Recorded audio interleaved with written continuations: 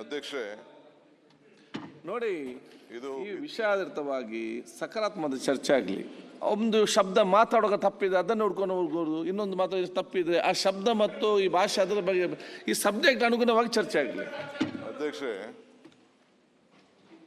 Home minister ಬಹಳ season leader. ಅವ್ರಿಗೂ ಗೊತ್ತಿದೆ ಪರಿಸ್ಥಿತಿ ಏನು, ತನಿಖೆ ಯಾವ ಸಂದರ್ಭದಲ್ಲಿ ಪ್ರಾರಂಭ ಆಗ್ತದೆ, ಏನಾಗ್ತದೆ ಅಂತ.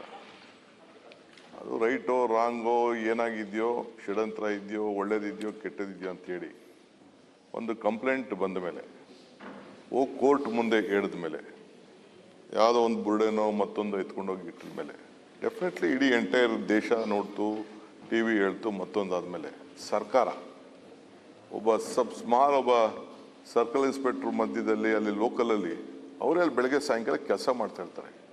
ನಾಳೆ ಹೇಳ್ತೀರಿ ನೀವು, ಅವ್ರು ಫುಲ್ ಕಂಟ್ರೋಲ್ ಇದ್ದಾರೆ, ಮಂತ್ರಿಗಳಲ್ಲಿ ಹೋಗ್ತಾ ಇರ್ತಾರೆ, ಚೀಫ್ ಮಿನಿಸ್ಟರ್ ಹೋಗ್ತಾರೆ, ಇನ್ನೊಬ್ರಿಗೆ ಚೀಫ್ ಮಿನಿಸ್ಟರ್ ಕೂಡ ಈ ಆಸ್ ಎ ಹೈಯೆಸ್ಟ್ ರೆಸ್ಪೆಕ್ಟ್.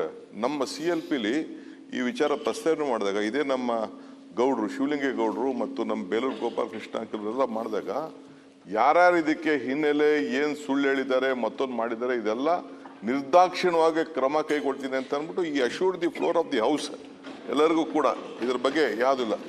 ಈಗ ನಮ್ಗೆ ಏನಂತ ಅಂದರೆ, ಇದು ಒಬ್ಬ ರೆಸ್ಪಾನ್ಸಿಬಲ್ ಸೀನಿಯರ್ ಆಫೀಸರ್ಸ್ ಕೈಲಿ ಇದನ್ನ ಈ ಸಂದರ್ಭದಲ್ಲಿ ಯಾಕೆ ಅಂತಂದರೆ, ಇಟ್ ಈಸ್ ನಾಟ್ ಇದು ಇಡೀ ನಮಗೆ ಅವ್ರ ಮೇಲೆ ನಂಬಿಕೆ ಇದೆ. ಇವ್ರಿಗೆ ಸ್ಟಾರ್ಟಿಂಗೇ ಹೇಳಿದ್ದಾರೆ.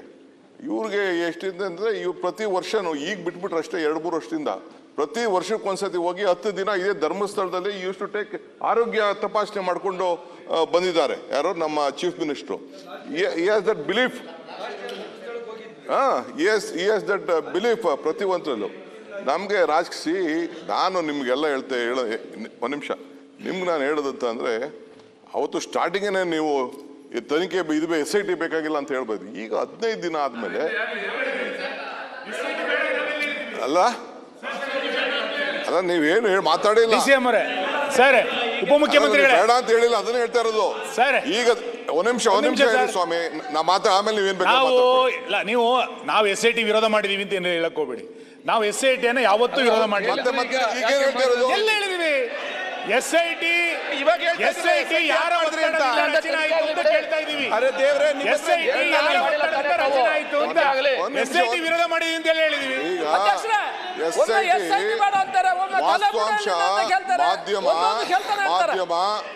ಮಾಧ್ಯಮ ಏನು ಈ ದೇಶದ ಜನರಿಗೆ ಕೊಡ್ತು, ಆ ವಿಚಾರದಲ್ಲಿ ಸರ್ಕಾರ ನಿರ್ದಾಕ್ಷಿಣ್ಯವಾಗಿ ಎಲ್ಲರೂ ಕೂಡ ಸಂಪೂರ್ಣವಾಗಿ, ನಾನಿರ್ಬೋದು, ನೀವಿರ್ಬೋದು, ಯಾರು ಷಡ್ಯಂತ್ರ ಇರ್ಬೋದು, MLA ಸ್ಟೇಟ್ಮೆಂಟ್ ಇರ್ಬೋದು, ಅವನು ಯಾವನೋ ಇನ್ನೊಬ್ಬ ಬೆಳಗ್ಗೆ ಸಾಯಂಕಾಲ ನಮ್ಮ ಇದು BJP ನಾಯಕರ ಹೇಳಿರ್ಬೋದು, ಚೀಫ್ ಮಿನಿಸ್ಟರ್ ಮೇಲೆ ಹೇಳಿರ್ಬೋದು, ನನ್ನ ಮೇಲೆ ಹೇಳಿರ್ಬೋದು, ಇನ್ನೊಬ್ಬರ ಮೇಲೆ, ಇದೆಲ್ಲ ಕೂಡ ಈಚೆಗೆ ಬರಬೇಕು ಇದನ್ನ ಸಂಪೂರ್ಣವಾಗಿ ಅಂತೇಳಿ ಸರ್ಕಾರ. ಅದು ಅವ್ರಿಗೇನು ಗೊತ್ತಿಲ್ಲ ಅಂತಲ್ಲ, ನಿಮಗೂ ಗೊತ್ತಿದೆ, ಅವ್ರಿಗೂ ಗೊತ್ತಿದೆ ಇಲ್ಲೇನು ನಡೆದಿದೆ ಅನ್ನೋದು. ಆಫೀಸರ್ಸು ಅವ್ರಿಗೂ ಹೇಳಿರ್ತಾರೆ, ನಮಗೂ ಹೇಳಿರ್ತಾರೆ. ಬಟ್ ಈ ಅಷ್ಟು work in a systematic way, ಈ can't go out of the law. ನಾಳೆ ಬೆಳಗ್ಗೆ ಇಲ್ಲಿ ಮಾಡೋಂಥ ಸ್ಟೇಟ್ಮೆಂಟ್ನ ತಿರ್ಗಾ ಇದನ್ನೇ ನೀವೇನೋ ಲೀಕ್ ಮಾಡಿಬಿಟ್ರಿ. ಇಲ್ಲಿ ಪ್ರಮಾಣ ವಚನ ತಗೊಂಡಿದ್ದಾರೆ, ನಾನು ಸತ್ಯನೇ ಹೇಳ್ತೀನಿ, ನಾನು ಯಾರಿಗೂ ಡಿಸ್ಕ್ಲೋಸ್ ಮಾಡೋದಿಲ್ಲ, ಕೆಲವು ಆಂತರಿಕವಾಗಿ ವಿಚಾರ ಮಾಡೋದಿಲ್ಲ ಅಂತೇಳಿ ಹೋಮ್ ಮಿನಿಸ್ಟ್ರು ಎಷ್ಟೇಕನೇ ಓತ್.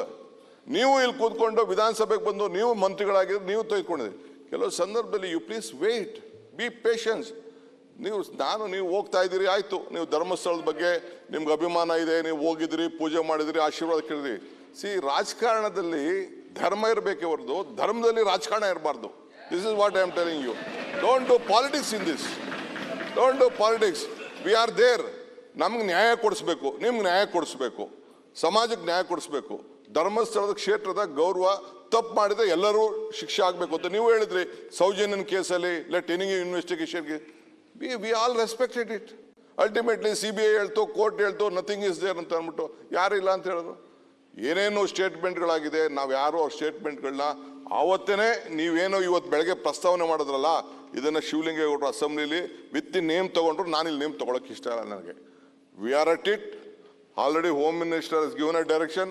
ಚೀಫ್ ಮಿನಿಸ್ಟರ್ ಹೇಳಿದ್ದಾರೆ, ನಿರ್ದಾಕ್ಷಿಣ್ಯವಾಗಿ ಯಾರಿಗೆ ಯಾವ ರೀತಿ ಬಲಿ ತಗೋಬೇಕು, ಯಾವ ಕಾನೂನು ಉಪಯೋಗಿಸ್ಬಿಟ್ಟು ಯಾರಿಗೆ ಯಾವ ವಾಸ್ತಲ್ಲಿ ಕಳಿಸ್ಬೇಕು ಆ ಕೆಲಸನ my home minister is competent. You will do the job. Have confidence, be patient. ಒಂದು 3-4 ದಿನ ಸ್ವಲ್ಪ ಸುಮ್ಮನೆ.